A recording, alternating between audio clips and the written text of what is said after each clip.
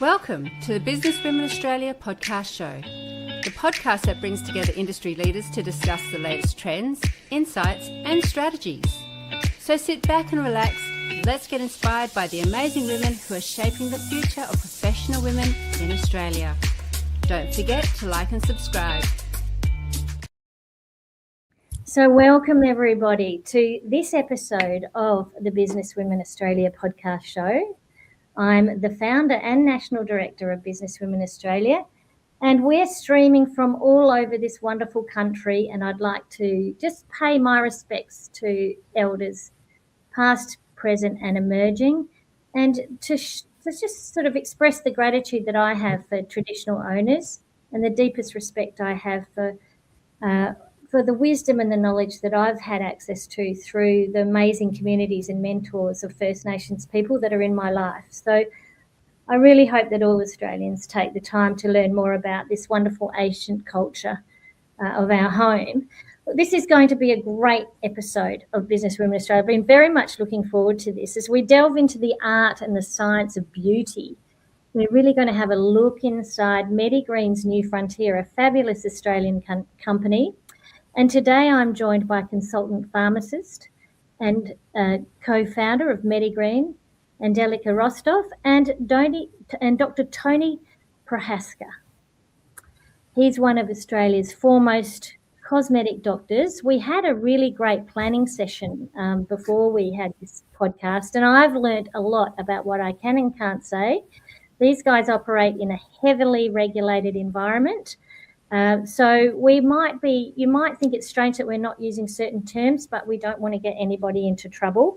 But we're going to hear in this show about the vision behind MediGreen's new Carnegie clinic and learn about their innovative approach to holistic wellbeing and beauty. There's a lot of history that Dr. Tony can bring to the sort of whole world of aesthetic trends, and we're going to tap into his knowledge around that too and learn a bit about the difference between medical grade versus cosmetic grade treatments and how to de-risk the decisions we make about our bodies and well-being. So this is an important show. Welcome along, Angelica and Tony. Good to have you here. Hello. Great to have you here. Have we still got Angelica? Well, if we haven't, she'll no doubt come back in. She might be struggling with the streaming. It is a very fat streaming service, so I'm hoping that she's able to hear us and contribute. I've actually hotspotted from my phone, and that can make it a lot easier to stream if you have Wi-Fi. Okay, so let's maybe hear a little bit about the vision. Angelica, you co-founded MediGreen Dispensary and Clinic with Sharon Millar. You have over 28 years of experience in community and hospital pharmacy across Australia and overseas, and you're also an award-winning and credentialed diabetes educator. And together with Sharon, you've established this business MediGreen as a leader in Australian medical and wellness with the two centres, one specialising in progressive plant-based therapies, holistic care and personalised medicine. And you've now got a new clinic in Bentley, or a new one in Carnegie Clinic, and that is expanding this vision by integrating the aesthetic medicine, beauty and holistic health under one roof. So it's really exciting to see how you're growing. Tell us what inspired the launch of this new Carnegie Clinic and how does it represent this next evolution of your business at MediGreen?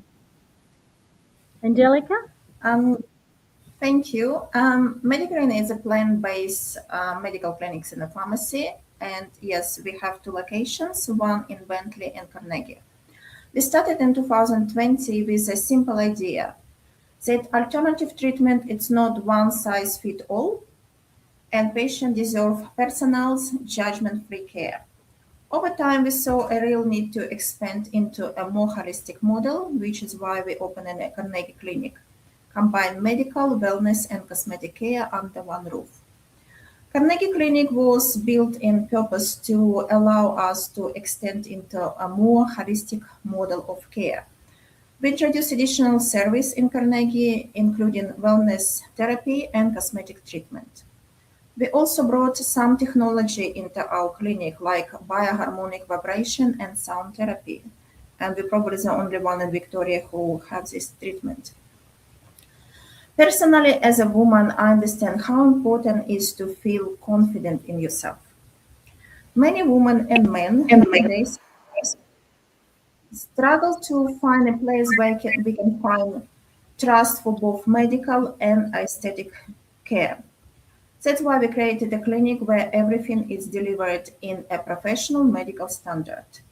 And we're also very proud to work with Tony Prochazka as experienced cosmetic doctor. So Tony, you told me a bit of an interesting story about, why you wanted to partner with MediGreen Clinic and bring this opportunity to the Carnegie Centre, to the Carnegie Clinic. Tell us sort of, you've already got this highly and well-established, well-regarded reputation as a cosmetic doctor. You've got this extensive experience in cosmetic medicine and surgery, from facial and breast procedures such as facelifts, neck lifts, eyelid reduction, fat grafting, all of it. You've been doing this for a long time. You've seen a lot of new things come through too. I loved hearing about the trends in our chat, and we'll go to that later. But you've really been, what I noticed around the way that you've been doing things is this combination of the artistry with the science. Look, so what actually drew you to MediGreen's Carnegie Clinic? And that's sort of really well known more for being grounded in holistic and the plant-based health. Well, I guess for starters, I was looking for somewhere to do the cosmetic medicine as opposed to surgery treatments. Obviously, I do have my own rooms elsewhere in Melbourne where I do consultations for the surgical stuff. But I really didn't have anywhere that already had an established client base where I could offer the non-surgical treatments, which I've been doing for over 25 years. But what happens very often in this field is clinics open, clinics close, they move location. A place where you were working doesn't suit you anymore for whatever reason. And that actually did happen to me a couple of years ago. I was working elsewhere, not that far away, a place in Malvern. But I found myself, not really having anywhere where I could do the non-surgical treatments. And I just happened to be walking down Koornang Road in Carnegie and came across MediGreen. Thought, I wonder, and I just wandered inside and I found out, yes, they've actually got a medical clinic in the back half of the facility with doctors there already. So they have the registration and all of that. And then I met Angelica. Later on I met Sharon as well, but originally I met Angelica, and she's just a really lovely person, and she's got the right attitude to this whole thing. She's very ethical, which is very important, I think.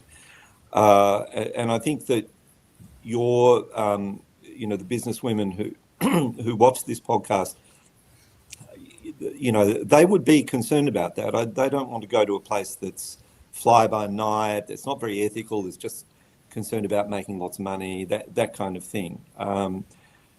Your followers would be a little bit more aware of the risks, I think. And so MediGreen just seemed to me to be a good fit.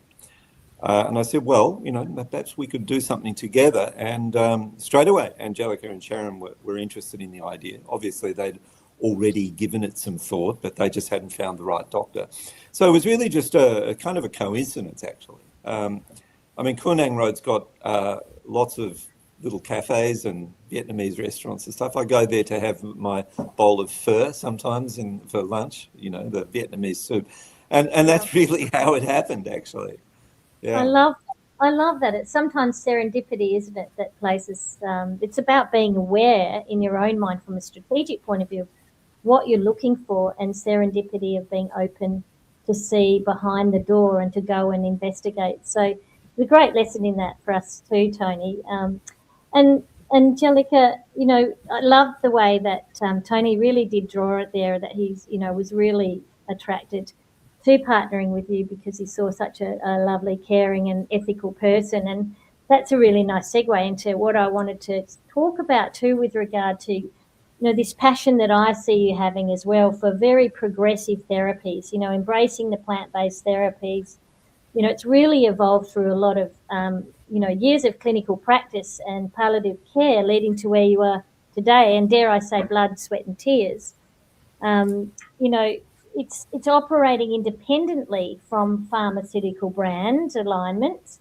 And tell us about that and why this independence is so important when building trust and delivering patient-centered care. Yes, we do not link to any pharmaceutical company. Some clinics in alternative medicine, they work only with one brand and which limit treatment options for patients. In our clinic, doctors prescribe on clinical needs, patient goals, and also a budget. And it's a very important thing as well, because some people are not having a good budget for alternative medicine, and we are helping them as well. So it's allowed us to provide a truly patient-central care. Yeah, I think that's incredible, because that's giving options for everybody and really looking at what their needs are first. It's putting the patient right at the centre of not only your clinics but your business model as well. So that's actually, that's music to my ears as a brand strategist, as a business strategist too. I often wish more of our members actually thought about that. What is it and how can we meet the needs of our customers or our clients or our patients first, and how do we work out from there, rather than getting a whole bunch of products to try and sell. And it's a really, really important example of this. I think you're a real showcase of that. Tony, we talk about natural results. Everyone wants to, these days, well, not everyone, actually, we were chatting about some of the celebrities and influencers that don't necessarily want to look natural, and I was intrigued at your thoughts about that too. So tell us about that. But most women in our listeners, are professional, executive, entrepreneurial women. They're women on boards. They're women, I think, that want to, I have to admit, I look in the mirror and I think I look tired, and I don't feel tired. There's certain things that I'd started to think, maybe a little bit of something might be good for me, and I'm sure that a lot of my listeners will be laughing because they're just thinking that's the same for them too. And it's like, I've always been a little bit like, these kinds of medical grade beauty treatments that are around, I might not even know about, because I've kind of been a bit anti going down, plastic surgery. Tell us, about how how this fear of being overdone can be overcome, and how to get more of a refined, natural-looking outcome. What are the options there? Okay. When I first started in this field, which was in the late 90s, there were some of the new treatments that had just started, and unfortunately, legislation is such that we can't actually mention them by name, but I'm sure that your listeners and viewers would know what they are. And there was almost like on the one hand, there was a stigma or nobody wanted to talk about it. But then on the other hand, you had celebrities, probably Hollywood celebrities and people like that, who would wear these frozen, wrinkleless faces that really didn't look natural, almost like wearing them like a badge of honor, like, I can afford this, and I know about this, and I'm in this celebrity industry, and so that sort of gave it a bad reputation. But at the same time, I think a lot of people were really interested, sort of secretly interested, and already then, there was a big demand, and not just women, men as well, but certainly more women.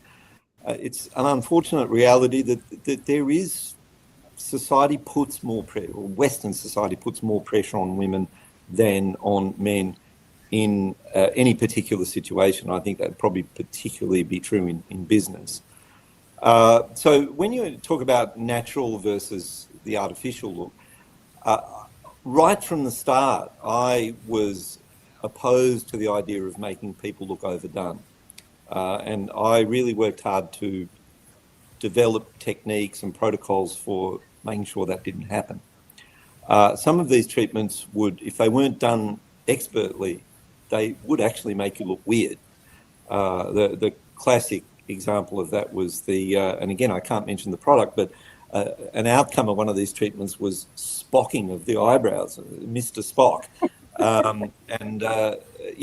That was a treatment that had not been done the right way by someone who's maybe just started and didn't know their anatomy, very well.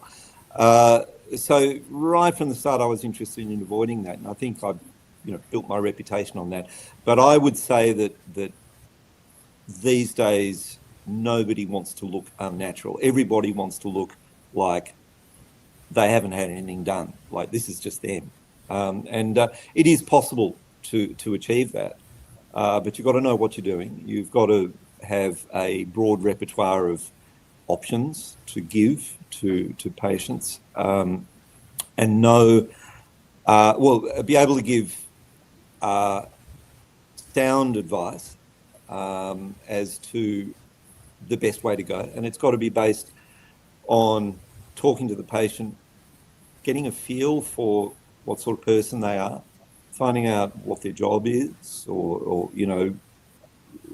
what's important to them in terms of their presentation.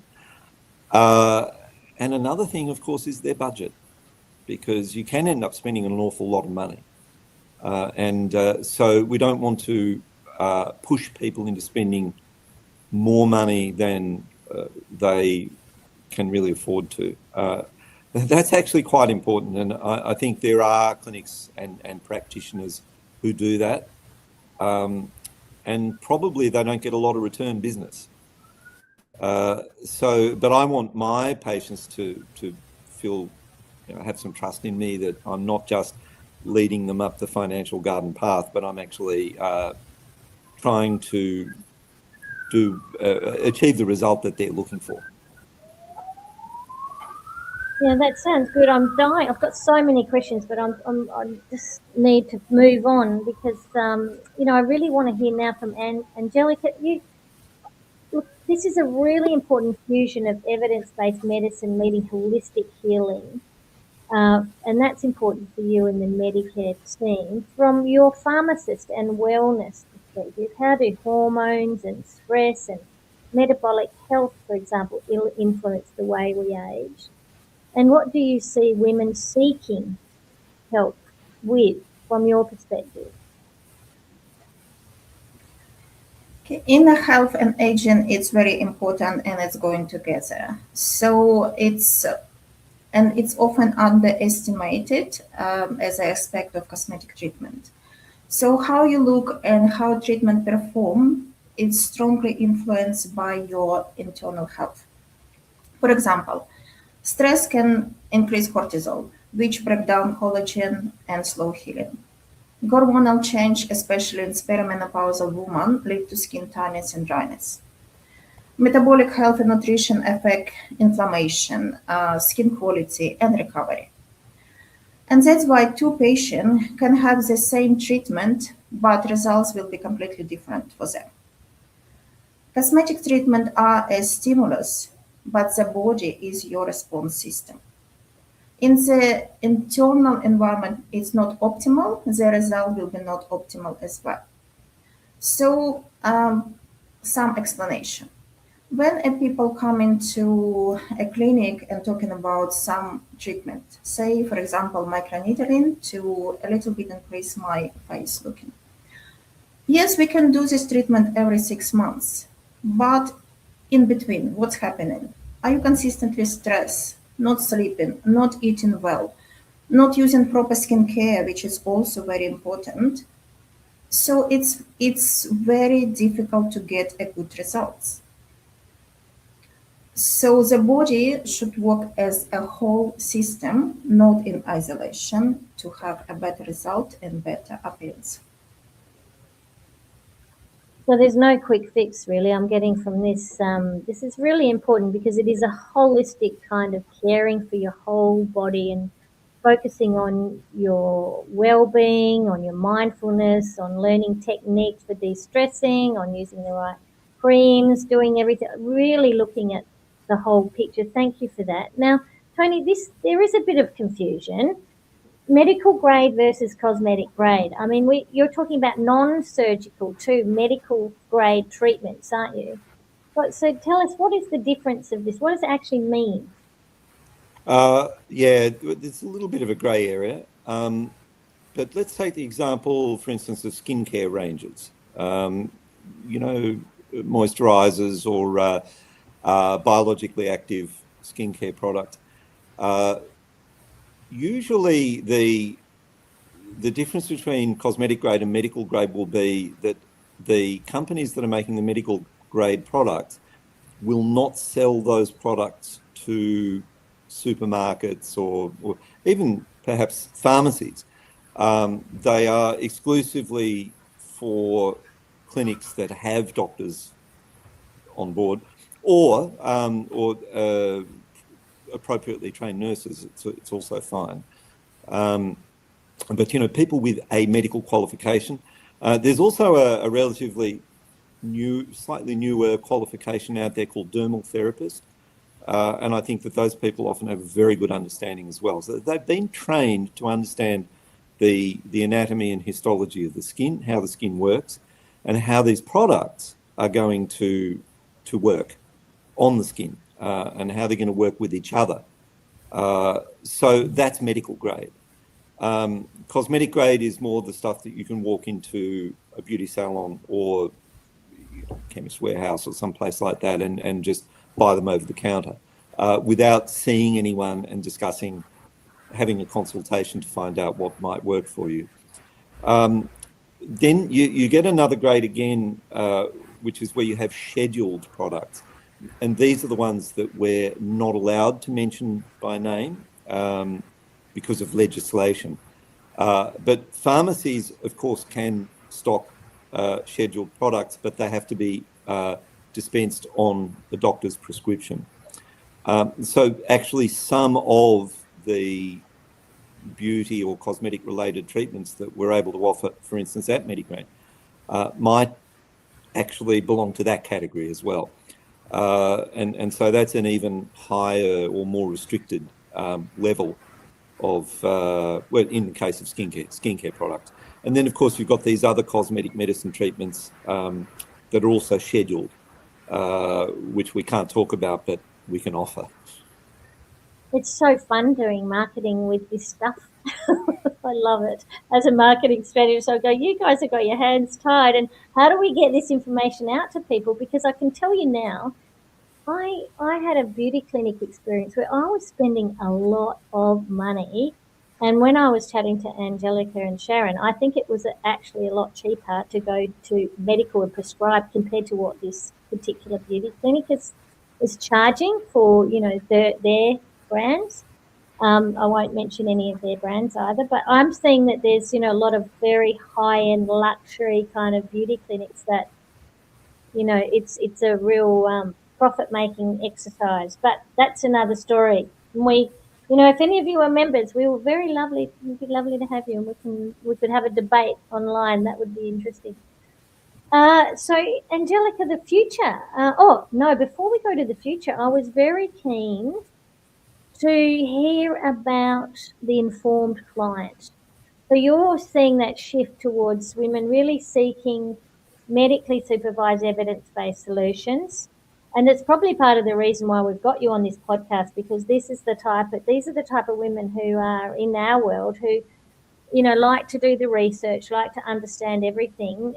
They're not looking for an influencer-driven quick fix. There is a market there of clients who want information. Is that what you're seeing?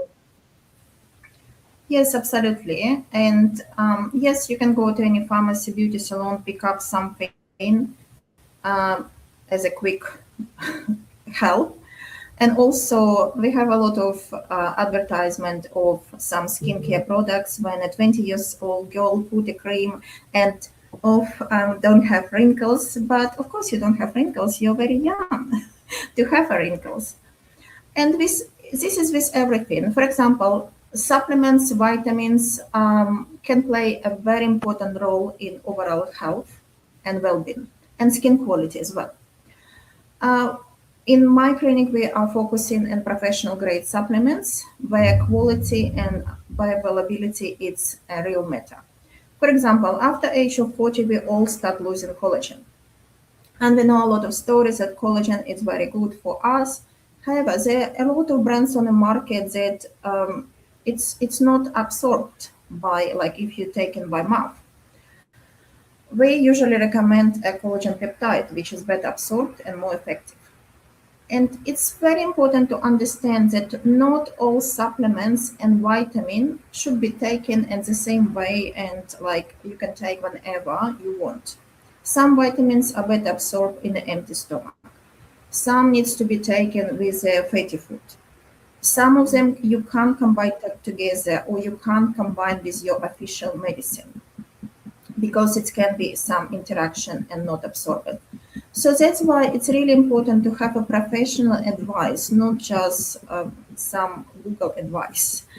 And in this case, you will have your supplements, vitamins, skincare. It's more safe and effective for you. It's the same going with some cosmetic treatments as well. So, for example, a lot of people heard about microneedling. Yes, it's very good for your skin. It's increased collagen elastin production, but it can be a very big difference when you have a basic microneedling with a microneedling pen or as a medical grade device which combine microneedling and radiofrequency therapy.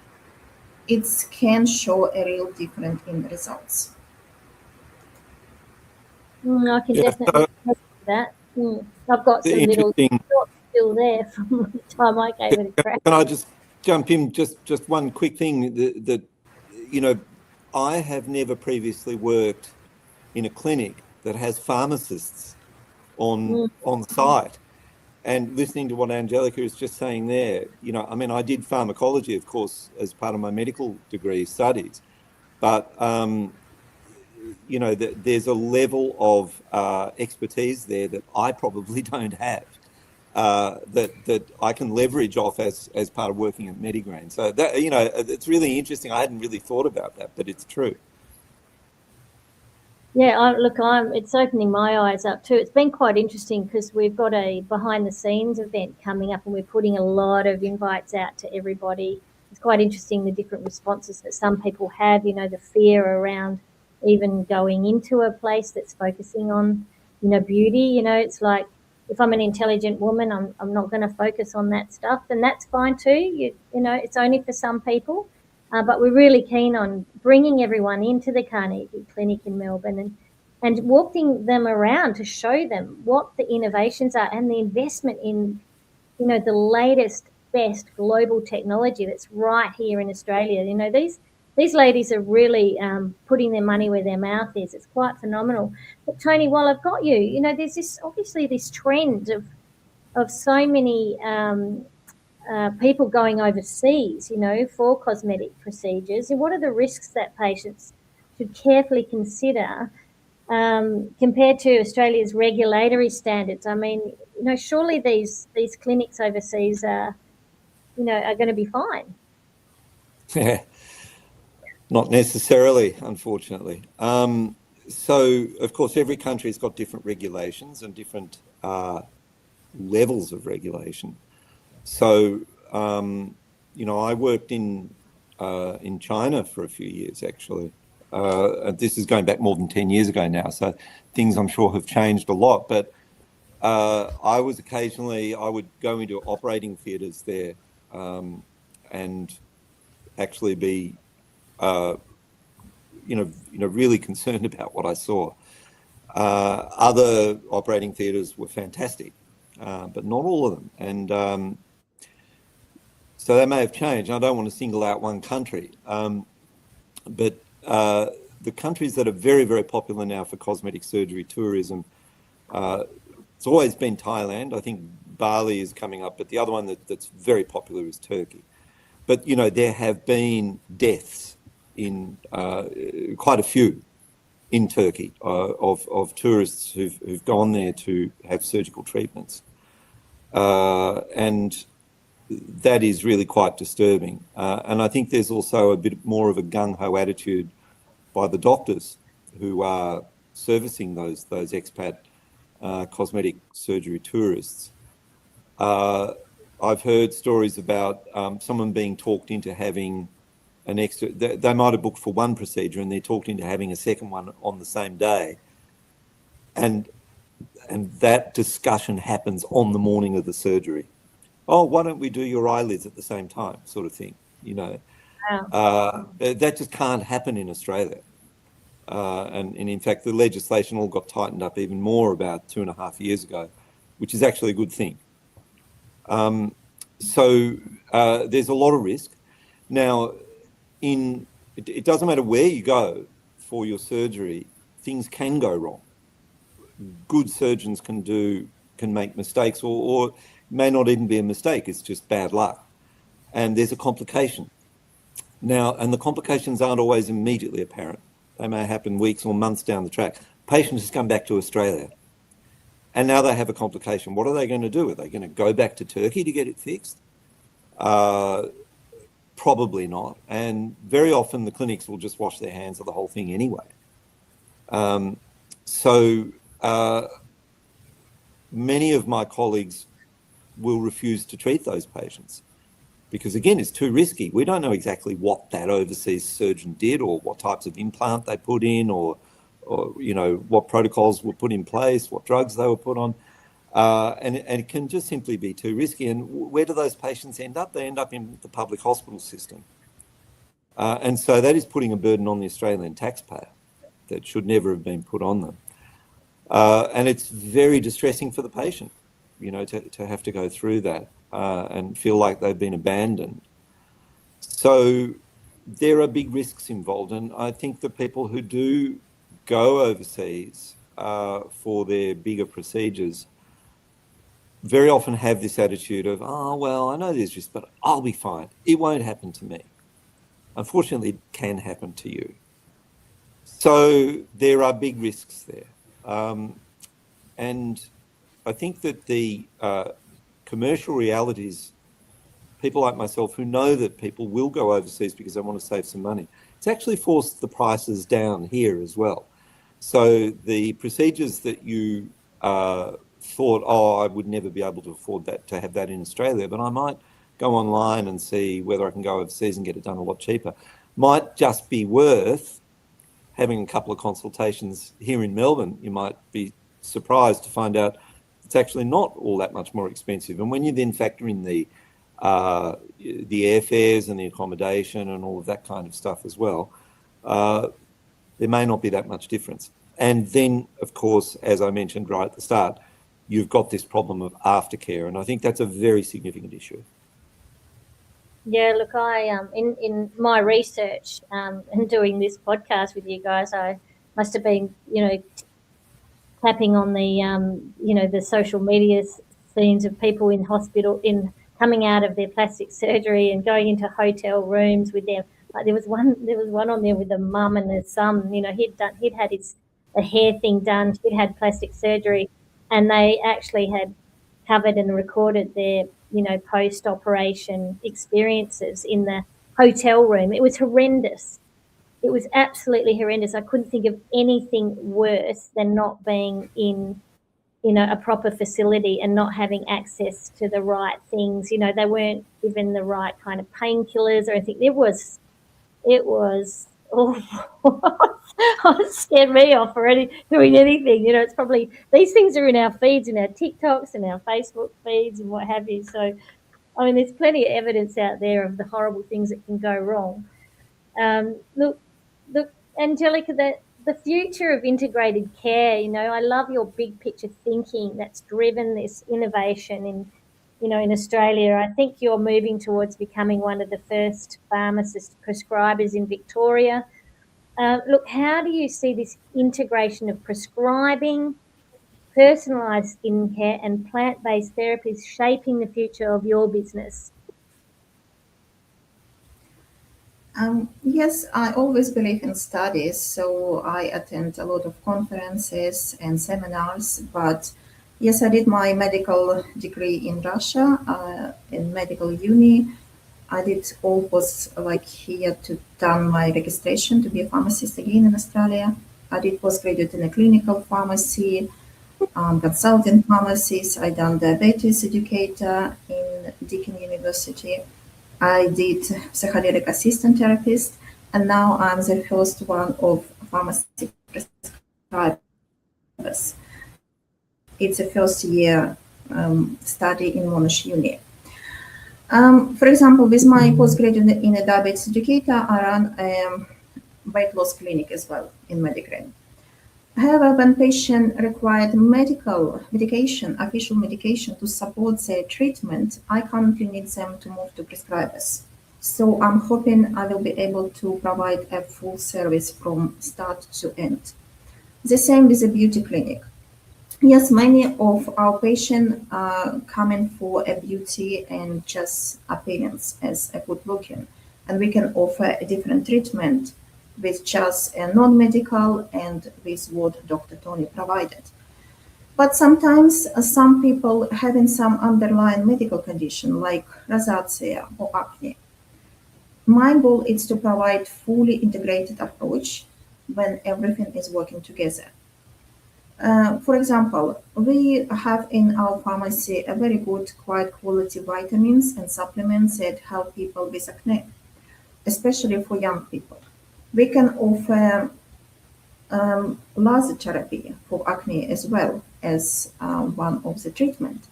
However, sometimes prescription creams are necessary to initial the achieve was the best outcome.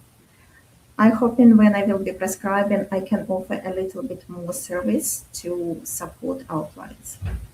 Yeah, it sounds like, coming in even with issues around skin issues, acne or whatever, to come to you, you're going to save money in the long run because you're not going to be wasting money doing things that aren't going to work. I mean, you're going to be able to look at it with all this expertise and knowledge and be able to really, take that patient on the journey to really understand the underlying reasons and the different ways that are going to be right for that person, because that person's going to be different from the next person that walks in with these. I really get that. And I can't let Dr. Tony go and leave us without asking, sort of looking ahead, what regenerative or collagen stimulating innovations are exciting you about the future of aesthetic medicine in Australia? I mean, we're all wanting to hear about what these innovations are because there's so much we've learnt over the last 10 years, right? Yeah, well, again, we're a little bit hamstrung by legislation and not being able to mention specific treatments. We're not allowed to mention them by name, but we're not even allowed to mention them by category in some instances. But yes, collagen is one of the main structural proteins of the deeper layer of the skin, the dermis. It's produced by fibroblasts, which are the cells that are pumping that collagen out. So anything that can stimulate fibroblasts to create collagen is going to increase the amount of collagen in the dermis. As we get older, that collagen gradually thins out. The structure is a little bit not as good, not as healthy. And so collagen stimulation is a really important part of promoting anti-aging of the skin. It is possible, for instance, one that we can mention, which Angelica's already touched on, is microneedling combined with radio frequency. So this has been around already for well over 10 years, but the machines that deliver these treatments are getting better all the time. And of course, you've also got to have an experienced operator of the machine to get a good result. So, but then there are medical treatments as well. There are products that we can't talk about, but I think I'm not sure whether I'm allowed to mention that there are going to be some on-site events. There'll be an evening event where we will be able to talk in great detail about this stuff. We just can't do it in a kind of a podcast or website situation, but face-to-face lectures, it's absolutely fine. So, look, there's stuff coming all the time, new things coming all the time, and it can be a little bit hard to keep on top of it. Some of them will probably fall by the wayside as we find out that they're really no better than what was already available or didn't work as well as they were supposed to. But others will continue to prove themselves and become part of the mainstream treatment. But there are lots of different types of treatment that can improve the quality and amount of collagen in the skin and thereby lead to better looking, healthier skin. Yeah, fresh. This is what everyone wants, to look fresh. We're full of energy and we want to get on and do fun stuff and build our businesses and do our thing and look fresh. And this is great. So thank you, Tony. And Angelica, wrapping up, tell our listeners, how can they find MediGreen and the new Carnegie Clinic? So you can visit our website as www.medigreenaustralia.com.au, and you can find a lot of information about our clinic and our service, what we provided. Also our team, our doctors, it's a lot of videos there as well. You can also call us on 99671920 or visit us in person. In Bentley Clinic, we mostly focus on plant-based treatment and smoking cessation, as in Carnegie, we offer all this extra treatment as beauty treatment, weight loss treatment, bioharmonic technology, and everything. So we operated on 93 Cornett Road, Carnegie. You can just walk and talk to us. You don't necessarily need to have any obligation to buy anything or to book on service right away. You can have information, walk out, do some research, do your mind, and come back to us. And have a Vietnamese soup. Yeah, I love that. Oh, nice coffee. Okay, Carol. I love that. So a lot of our listeners obviously aren't lucky enough to live in Victoria. We've got women all around Australia, but we do travel a lot, and most of us end up in Melbourne at one stage or another. But I've just been reading here that you do offer telehealth consultations. So if we have questions or what have you, we could organise for a telehealth chat and ask you some questions. And I do believe that that you've got face-to-face Medicare rebated appointments available. Look, listeners, please don't entrust your well-being to unqualified, unregulated providers. I'm learning here, and I'm sure if you're listening to this, you're probably thinking the same thing. It's really important to find a safe, evidence-based, medical-grade treatment that's tailored for you and your lifestyle and your body. And if you're in Melbourne, we would love you to come and join us at the after-hours behind-the-scenes look at MediGreen's Carnegie Clinic. That's on Thursday, the 16th of April. You will find that event on the Business Women Australia calendar on our events page and the website, or reach out to me, Lyn Hawkins, lyn@businesswomenaustralia.com.au, and I will send you the link, and I'll give you a special promo code so you can go behind the scenes. I would love you to go and support the innovation of this incredible venture, and it's going to make the world a better place for all of us. And it's a great chance for you to meet other executive, professional and entrepreneurial women. The founders of MediGreen's, Sharon, Millar and Angelica Rostov, who's on with us today, they have really come together to bring their brilliant vision into reality. So come and see for yourselves, even as a business concept. Come and see it, because you never know. You might have a girlfriend looking for a place to go and she doesn't know about it. If we don't know about it, how can we be eyes and ears for each other and for those in our communities? We want to point everyone to these inspiring clinics. It will also be a great opportunity for you to ask the questions. Dr. Tony, you'll be there, won't you? Absolutely. Yep. Absolutely. And we won't be talking in riddles. We'll be able to show you exactly what it is.